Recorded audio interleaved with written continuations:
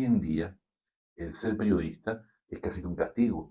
Bueno. Son libros de testimonio sobre lo que se está viviendo en el país, atropellos a la libertad de expresión, casos de denuncias muy importantes.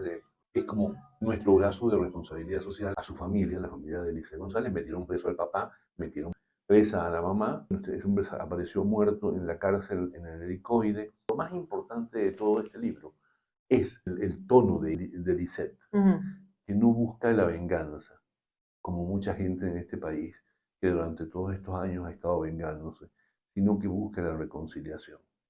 Y hay tanto que contar, hay tanto que decir. MDO Radio y Álvaro Pérez Miranda con su libro Mi Camino a Japón presentan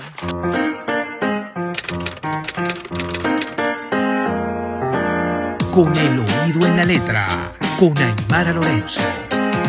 Con Sergio Dávar, periodista, director de la editorial Dávar, también editor de la Biblioteca Digital Banesco. Es periodista con una licenciatura en literatura hispanoamericana, fue director de El Nacional y creador de suplementos dominicales, fue además director de Economía Hoy, que yo recuerdo haberlo conocido en aquella época cuando yo estudiaba en la universidad. Además tuve la fortuna de que me dio clases de periodismo cultural, no sé si te acuerdas, Sergio, por allá en los años 1600, para no decir, no, era por los años 1600, no, fue en 1993, 94, por ahí.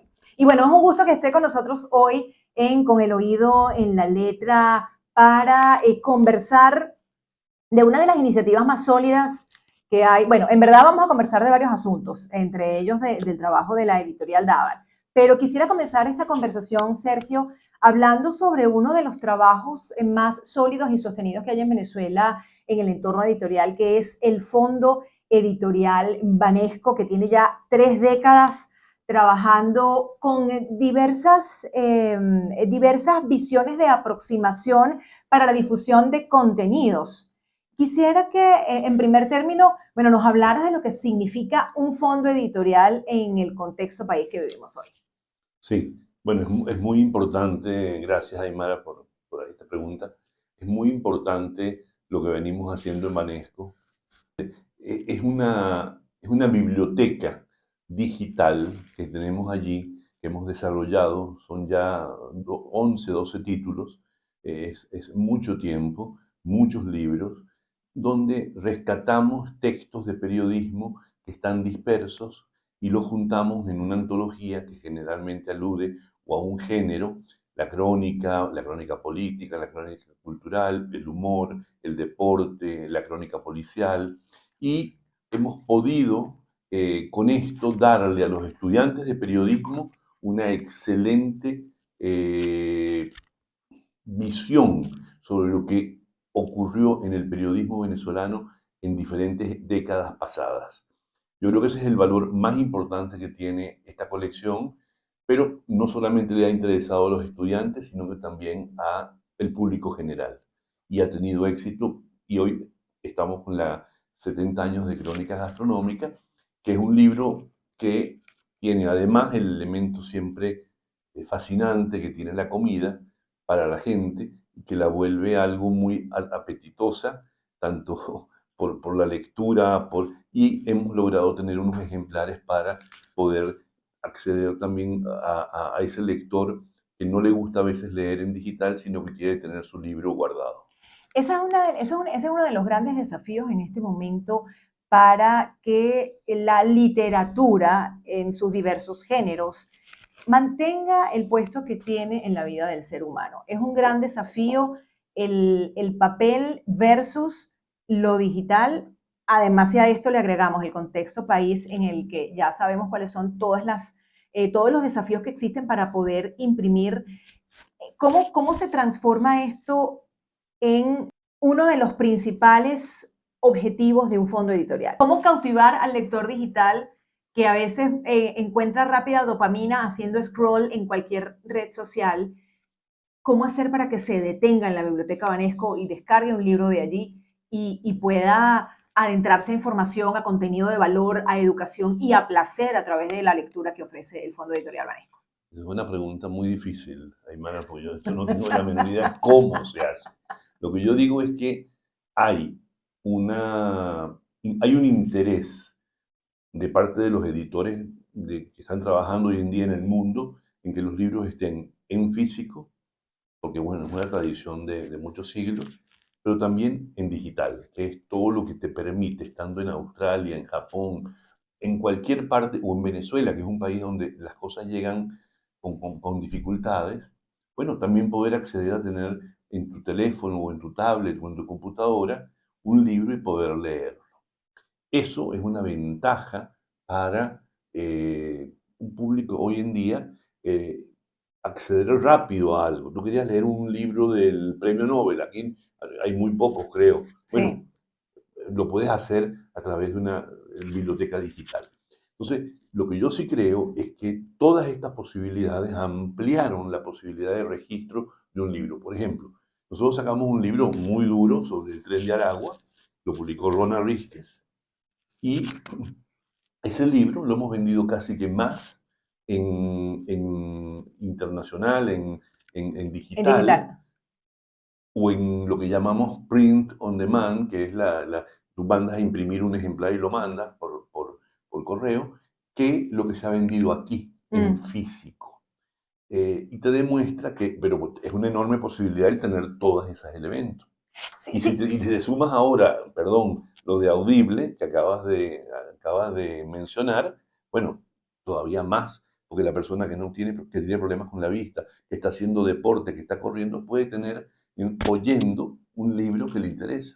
Bueno, fíjate que yo siempre, usualmente comento que hay que verle lo positivo y lo negativo. Ya es harto conocido lo negativo que se le puede atacar al tema de las redes sociales y a lo digital, pero entre lo positivo está, por ejemplo, que nosotros estemos en esta emisora conversando y que nos estén escuchando en Australia, que nos estén escuchando en España, que nos estén escuchando en Colombia, porque, bueno, se trata de un medio digital. ¿Cómo fueron concebidas las 7 colecciones de la Biblioteca Digital Banesco? Patrimonio, Palabras para Venezuela, Periodismo, Gente que hace escuela, El país y su gente, Los rostros del futuro, Patrocinio y No es cuento, es historia.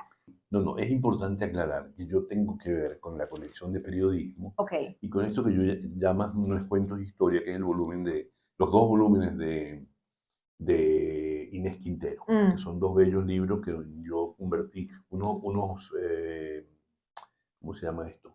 Eran Eran unos micros, los unos micros de radio. micros, Ajá. los convertimos en libro Ok. y resultó muy bueno porque es un libro que se vende todo el tiempo. Las otras colecciones manejan, digamos, Antonio López Ortega sé que tiene algunas, Pero es tú decir, también participas como editor en el libro de 70 años de las crónicas gastronómicas. no, no, no, sí. Todo lo que Ok, es de periodismo ok. Es tu es mi responsabilidad. responsabilidad y asumo, no lo bueno, porque lo bueno, lo malo que haya lo asumo yo. Está bien. Bueno, pero entonces en el caso de la De colección la que nos colección. ocupa, periodismo, ¿de dónde surgió esta idea de rescatar textos Bueno, magistrales que hay aquí? sí, la primera vez se nos pasó por la cabeza la idea de que había muchos estudiantes de periodismo que no conocían la tradición periodística. Mm. Es decir, ¿cómo era posible que un estudiante que entraba a estudiar periodismo no hubiera leído una entrevista de Miguel Otero Silva a Rafael Leoni, que es como clave en la historia del periodismo venezolano? ¿O cómo es posible que eh, un estudiante no conozca una crónica que le hace Boris Muñoz a García Márquez, quien ya no le gustaba dar entrevistas en esa época, y él lo persigue, lo persigue, lo persigue y termina escribiendo una crónica que es como un ejercicio de lucha por lograr lo que el autor le dice que no le va a dar. Sin ánimo a establecer comparaciones, me hace recordar el cuento que estás relatando de la crónica de Boris, a la que le hizo Gay Talés a Ah, sí, Sinatra. claro, por supuesto, por Mm. supuesto. Sí, sí, sí. Esa que decía Sinatra tiene un Sinatra tiene un resfrío, resfriado. está Sinatra está resfriado. resfriado, sí. Ujú. Sí, claro, es el mismo problema a resolver por un periodista. Entonces, todo eso nos llevó a pensar, bueno, hagamos una colección donde podamos buscar textos que están dispersos, reunirlos en un libro y que la gente pueda acceder y decir, ah, pero mira, acá existió esta crónica, acá se hizo esta crítica gastronómica de tal autor, aquí hay un chef escribiendo algo sobre la comida. cómo rescatamos en los textos de Rosana, que se nos fue tan rápido y que tenía textos muy buenos y estaban allí. Y eso fue lo que nosotros decidimos hacer. Ese es el, vamos a decir, el centro de interés de esta colección. Rescatar lo que está disperso, volcar la tradición del periodismo venezolano para que los estudiantes y el público en general puedan acceder a algo que de otra manera no lo podrían hacer. La pregunta que vendría después de esta es, ¿por qué es importante conocer la tradición? Porque si no conocemos la tradición, no sabemos qué debemos mejorar, qué debemos cambiar, hacia dónde debemos ir, qué caminos agarrar dentro del periodismo. Yo sí creo que es muy importante saber lo que hicieron los grandes periodistas antes Sí. para poder tener un norte seguro a la hora de decir voy a ser periodista en un momento tan difícil como este. Porque recuerda que en los años 70 ser periodista era una extraordinaria posibilidad de mil avatares interesantes. Hoy en día el ser periodista es casi que un castigo, porque se han desaparecido los medios, porque tú tienes que ver de qué manera te pones creativo para poder resolver cosas y poder tener una audiencia. En fin, hay muchos problemas y creo que de todas formas uno de los problemas que está presente es este, el de la tradición, que no es nada más del periodismo, Aymara. Yo creo que en la literatura también nos pasa. A veces hay como un absoluto desconocimiento de quien escribe, de cuál es la tradición. Y yo sí creo, Porque a veces quien escribe pretende escribir sin ser lector. Antes de ser escritor hay que ser lector. claro, claro, pero conocer por qué hubo algo que aunque a ti ya no te interese, ¿qué significó eso? Es decir, es imposible que te interese la literatura si no has revisado Doña Bárbara. Más allá de que te parezca un libro que pueda ser ya muy de atrás, Doña Bárbara es clave para entender el país y si tú entiendes esa tradición, puedes entender lo que vas a hacer hacia adelante con mayor claridad. Fíjate tú que hay países que han trabajado mucho la tradición. ¿A qué me refiero con esto? Autores que revisitan clásicos y vuelven a hacer una vuelta de tuerca sobre un clásico. Te voy a contar un caso nada más que me parece, a mí siempre me ha llamado la atención este caso. Hay un libro de Estados Unidos muy famoso, lo escribió Nathaniel Hawthorne. Es un escritor muy importante, ya no recuerdo bien su nacimiento y su muerte, pero es del siglo XVIII. Este es un autor muy interesante que escribe un libro sobre un señor, se llama Wakefield, que es un señor que decide un día, vive con su mujer y sus hijos y se va y desaparece. La familia dice, bueno, se murió, le pasó algo, no sabemos. Lo buscan, lo buscan, lo buscan y al final ya dan porque, bueno, se desapareció. Él se ha alquilado una habitación en la casa del frente de la mujer y todo lo que decide hacer es mirarla por la ventana, mirar su rutina por la ventana De su mujer. de su esposa. Ese es el libro. Es un libro famosísimo, un clásico. Se han hecho películas y tal. Un escritor argentino decidió hacer un libro sobre qué pensaría la mujer de él en el tiempo en el que el marido desapareció. ¿Y qué haría? ¿Cómo sería la vida de esta mujer? Porque es un personaje al que nadie había atendido. La novela muestra al marido yéndose y viéndola por la ventana, pero nadie atendía el carácter de ella. Bueno, a mí esta revisión, esta vuelta de tuerca, este girar sobre un gran tema, creo que es clave para si te interesa la literatura de verdad. Porque claro, estás metiéndote en el entramado real de la literatura y estás entendiendo lo que viene de atrás para mostrar una obra hacia adelante. De hecho, este libro, el escritor se llama Berti, que salió en Tusquets, es un libro también muy importante. ¿Pero por qué? Bueno, porque es un buen escritor. Pero además de eso, porque logró hacer un juego de espejos entre la obra del pasado y este presente. Yo creo que eso es algo que es muy importante. Y yo a veces y me disculpa que me alargue. No, no. eh, El me, micrófono es para ti, precisamente por eso no, para no, eso es este espacio. me hace falta que haya algún autor que decida retrabajar, ya sea Doña Bárbara o ya sea Meneses, a quien consideremos de la literatura venezolana, hacer una vuelta de tuerca, ponerlo en el contexto de la modernidad. Mm. Y eso creo que ayuda mucho a construir una obra sólida como escritor. Yo te digo algo, yo estoy muy feliz de estar haciendo este espacio, porque a mí el tema de los libros siempre, siempre me ha inquietado. Yo soy una lectora entusiasta, no sé si tú recuerdas que cuando yo tenía primera página, pues tenía un espacio que se llamaba Sí. Abriendo la Página.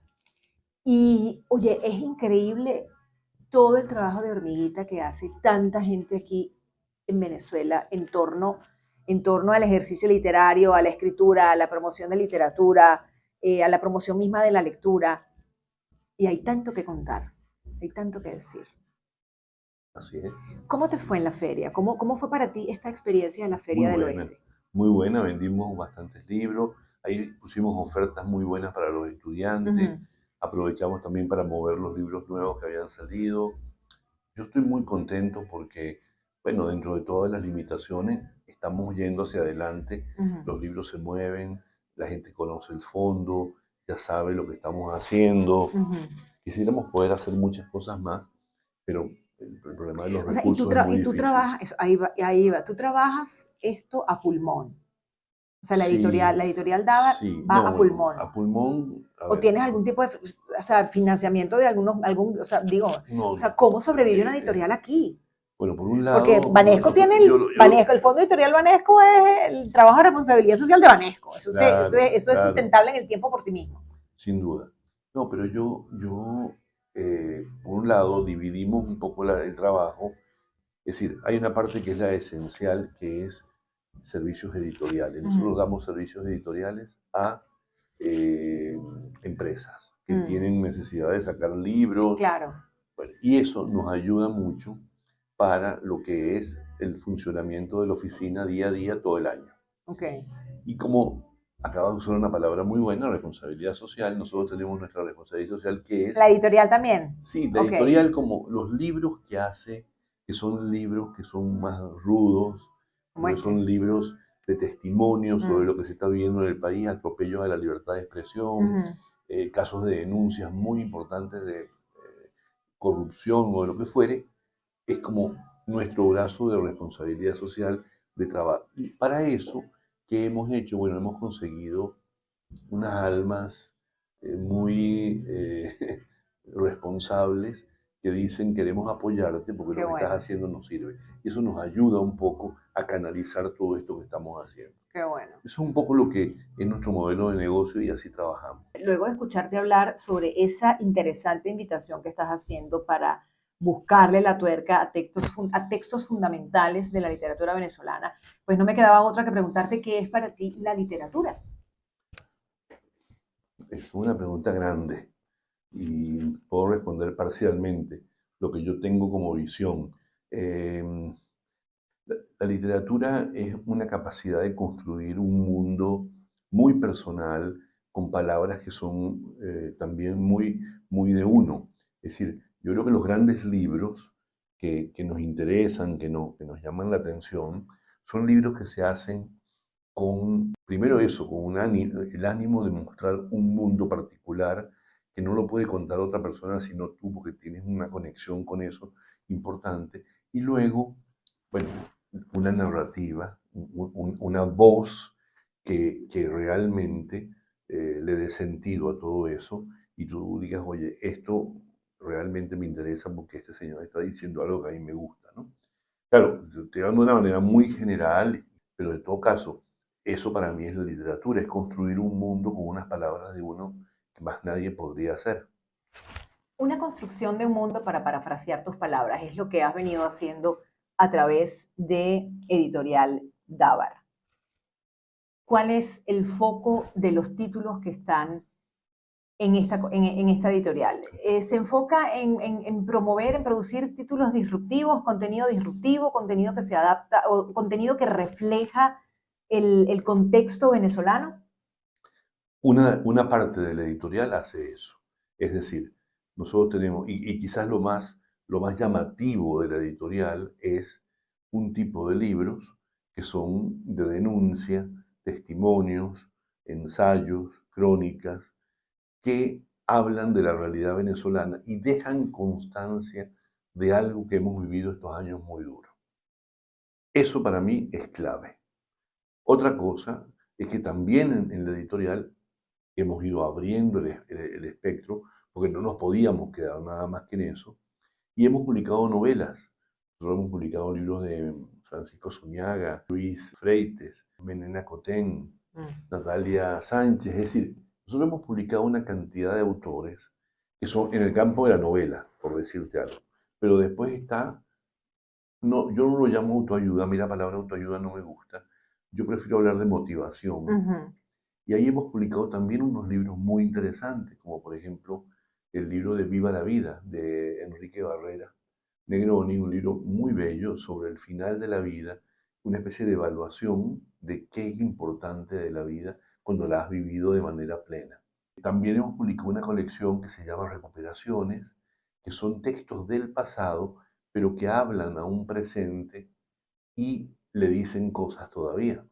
Publicamos uno que se llama Discursos sobre la servidumbre voluntaria, que se escribió hace 500 años y lo recuperamos, un texto francés de Etienne de la Boétie y con prólogo de Laureano Márquez. Y un libro donde se pregunta el autor por qué la gente le gusta ser esclava de un tirano. Mm. Un libro que tiene un, un contexto hoy totalmente válido. Vigente, Y el claro. otro que hicimos fue Desobediencia Civil, de este autor famosísimo porque escribió Walden. Ya se me va a venir a la cabeza el nombre. Pero que es un libro sobre una persona que decide que como el gobierno es muy malo, no va a pagar más Henry David Thoreau. Toro. Thoreau. Él no va a pagar más impuestos. Toro decide un día que no va a pagar más impuestos porque el gobierno es muy malo. Y el gobierno le dice, bueno, está bien, usted puede hacer eso, pero entonces usted no va a tener acceso a la luz, al agua, que son ventajas que el Estado le da a los ciudadanos. Y él se decide ir a vivir a un bosque, y por eso a partir de ahí sale Walden, en un bosque sin luz ni nada, en una casa donde él decide vivir en rebelión.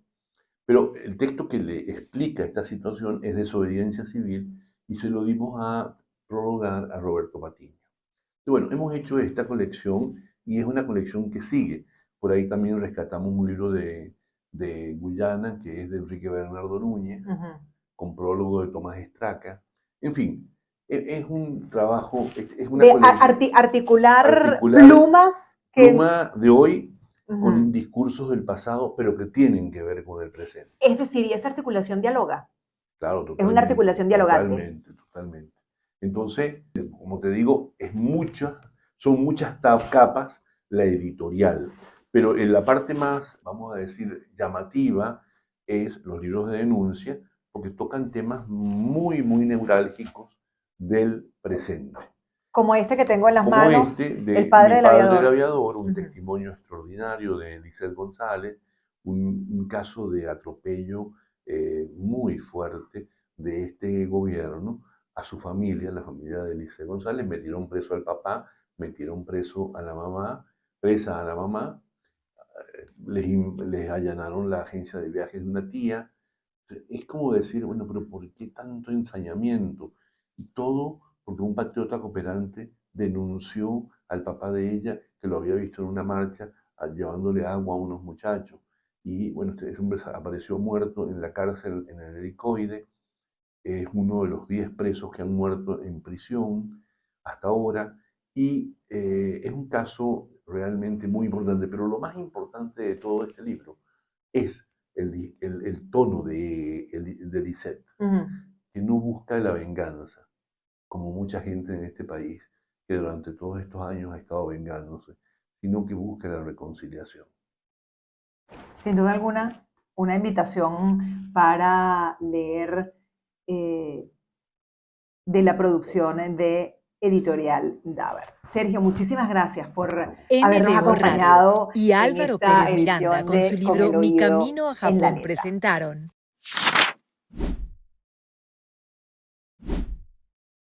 Con el oído en la letra, con Aymara Lorenzo.